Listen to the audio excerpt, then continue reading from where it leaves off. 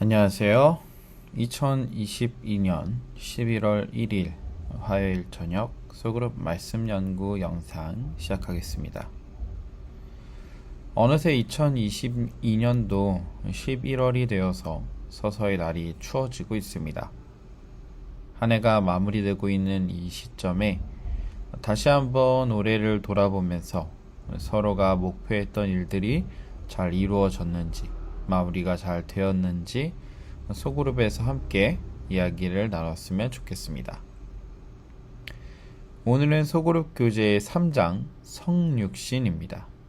먼저 성경 말씀 요한복음 1장 1절부터 3절 그리고 14절 말씀을 함께 보시겠습니다.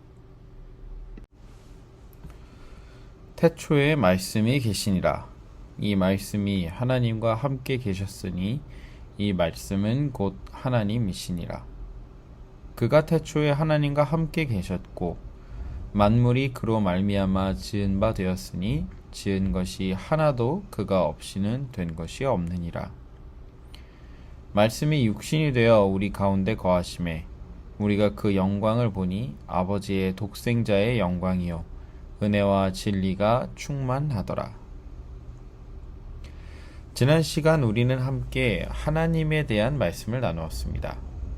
사람의 지식으로 온전히 이해할 수 없는 이 놀라운 우주를 하나님은 오직 말씀으로 창조하셨고 그 하나님께서 이 땅에 잃어버린 자를 찾아 구원하기 위해 오셨다는 것은 우리에겐 무엇과도 비교할 수 없는 사랑이자 은혜입니다.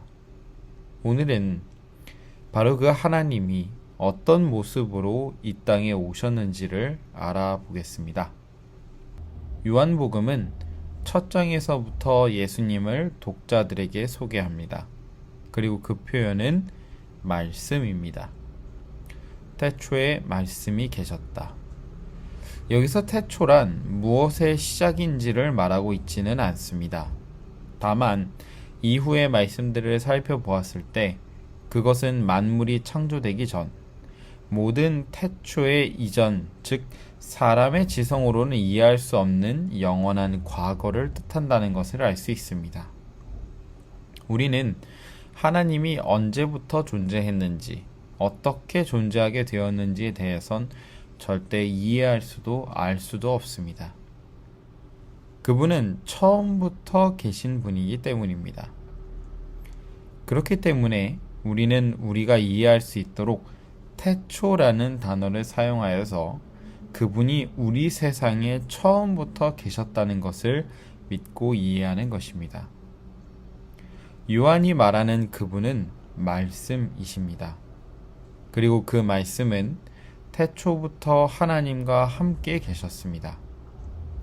그것은 다시 말해서 하나님도 처음부터 계속 존재하시던 분이라는 뜻입니다. 그런데 여기서 우리가 집중해야 할 것은 바로 다음의 표현인 이 말씀은 곧 하나님이시니라입니다. 요한은 처음 그의 책을 기록하면서 말씀이라는 존재에 대해서 설명했는데 이 말씀과 하나님이 함께 계셨다는 뜻으로 말씀은 하나님과 개별적인 존재로서 소개했습니다. 말씀이 하나님과 함께 계셨으니 함께하는 다른 두 존재를 말하는 것이죠. 그런데 다음에는 앞의 말과는 완전히 상반되는 말을 기록했습니다. 이 말씀은 곧 하나님이시라고 말입니다. 알쏭달쏭한 표현이지요. 분명 말씀과 하나님이 다른 분이라고 했는데 말씀이 하나님이라니 말입니다. 그런데 요한은 하나님과 말씀의 존재에 대해서 너무도 잘 이해하고 있었기 때문에 특별히 이런 표현을 사용해서 말씀을, 예수님을 소개하려 했습니다. 14절의 말씀을 통해서 이미 함께 보았듯 말씀은 곧 예수님을 뜻하는 것인데 이 예수님은 다른 하나님도 아니고 하나님의 일부분도 아니고 바로 하나님 그 자체이시라는 것을 요한은 강조하고 싶었던 것입니다. 여기서 우리는 아주 중요한 삼위일체의 오묘한 진리를 아주 조금 맛볼 수 있습니다. 어쩌면 삼위일체란 인간의 언어나 표현으로 완전히 이해할 수 없는 하나님의 개념일지도 모릅니다. 세 분은 다른 분이신데 그 세 분이 한 분이라는 말이기 때문이죠. 그래서 요한이 예수님을 소개하는 장면에서 이러한 표현을 사용하여 그를 설명하려고 한 것입니다. 말씀은 태초부터 하나님과 함께 계신 다른 분이시지만 바로 그분이 곧 하나님이시라는 말로 말입니다. 예수님은 하나님이시라는 것, 우리는 이 부분을 분명히 기억하고 앞으로의 말씀을 연구해야 할 것입니다. 그럼 다음으로 넘어가서 요한은 예수님이 하나님과 함께 하신 놀라운 일들에 대해서 이렇게 말합니다. 만물이 그로 말미암아 지은 바 되었으니 지은 것이 하나도 그가 없이는 된 것이 없느니라.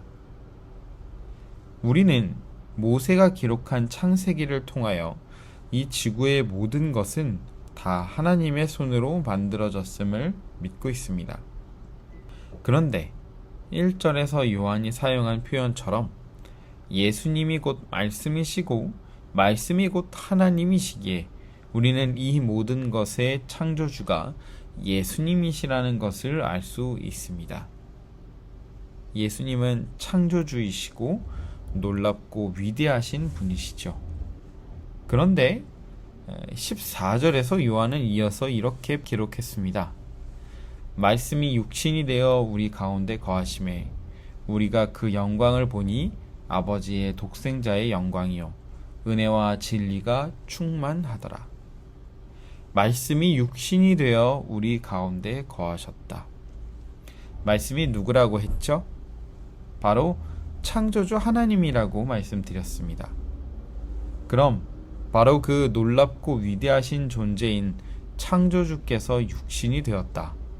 완전하고 영원하신 분이 피와 살을 가진 지금 우리와 같은 육체를 가지고 사람이 되셨다는 것입니다. 사람은 분명 한계를 가지고 있습니다. 온갖 질병으로부터 고통받아야 하고 아무리 스스로를 단련하고 성장해도 힘으로나 정신으로나 분명한 한계를 가지고 있습니다.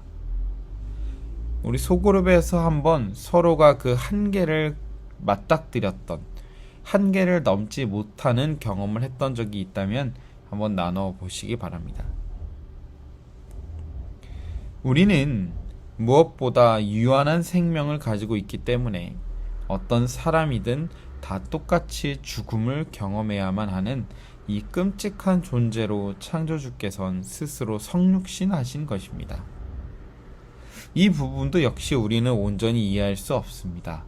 왜냐하면 우리는 완전함을 경험해보지 못했기 때문입니다. 그래서 예수께서 이 땅에 성육신하실 때 얼만큼의 희생을 하셨는지 우리는 온전히 이해하지 못한다는 것이죠. 그럼에도 불구하고 하나님이 육신을 가지고 인간이 되셨다는 것은 엄청난 사랑이 없으면 가능하지 못함을 우리는 이미 너무도 잘 알고 있습니다. 하나님이 사람이 되셨습니다. 그분은 우리와 같은 육신의 연약함을 느끼셨습니다. 허기를 느끼셨고 갈증을 느끼셨고 슬픔과 고통을 경험하셨습니다. 사람이 되셨기 때문입니다. 바울은 그의 책 히브리서 4장 15절에서 이렇게 기록했습니다. 우리에게 있는 대제사장은 우리 연약함을 체휼하지 아니하는 자가 아니요 모든 일에 우리와 한결같이 시험을 받은 자로 돼 죄는 없으시니라. 겪어보지 않으면 절대로 모른다는 표현처럼 예수님은 우리의 연약함을 충분히 이해하기 위하여 이 땅에 성육신하셨습니다. 그래서 그분은 우리를 불쌍히 여기실 수 있으시고 우리를 위하여 하나님께 기도할 수 있는 대제사장이 되는 것입니다. 그래서 그분은 그 누구보다 우리를 잘 아십니다.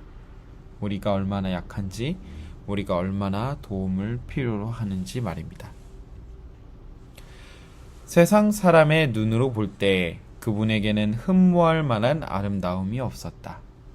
그러나 그분은 성육신하신 하나님, 하늘과 땅에 비치셨다. 그분의 영광이 가려지고 그분의 위엄이 감춰진 것은 그분이 슬픔과 시험에 처한 인간에게 가까이 나아가시기 위함이었다. 말씀이 육신이 되어 우리 가운데 거하심에 우리가 그 영광을 보니 아버지의 독생자의 영광이요 은혜와 진리가 충만하더라. 예수께서 우리와 함께 거하기 위해 이 세상에 오셨으므로 우리는 하나님께서 우리의 시련을 잘 아시고 우리의 슬픔을 동정하신다는 것을 안다. 아담의 모든 자손들은 우리의 창조주가 죄인들의 친구이심을 알 수 있다. 이는 구주의 지상생애 가운데 나타난 모든 은혜의 교훈과 모든 슬픔의 약속과 모든 사랑의 행위와 모든 거룩한 이끄심을 통하여 하나님이 우리와 함께 계심을 우리가 보기 때문이다. 하나님이 이 땅에 사람이 되셔서 우리와 함께 하셨다는 것, 이 모든 것이 다 소그룹 여러분과 또 저를 위함이라는 것이 우리에게 얼마나 큰 기쁨이 되고 우리에게 얼마나 큰 위로가 되는지 이 시간 우리 소그룹 원들과 함께 말씀을 나누면서 그 사랑을 더욱 체험할 수 있는 시간이 되기를 바랍니다. 이 시간 함께 기도하겠습니다. 첫 번째 기도 제목은 중화동 교회의 부흥을 위하여 기도해 주시기 바랍니다. 두 번째 제목은 세계적인 경제의 문제가 하루빨리 해결될 수 있도록 하나님께서 역사하여 주시기를 기도해 주시기 바랍니다. 마지막은 겨울이 다가오는 이 시점에 중화동교회 모든 성도님들이 건강하게 2022년을 마무리할 수 있도록 기도해 주시기 바랍니다.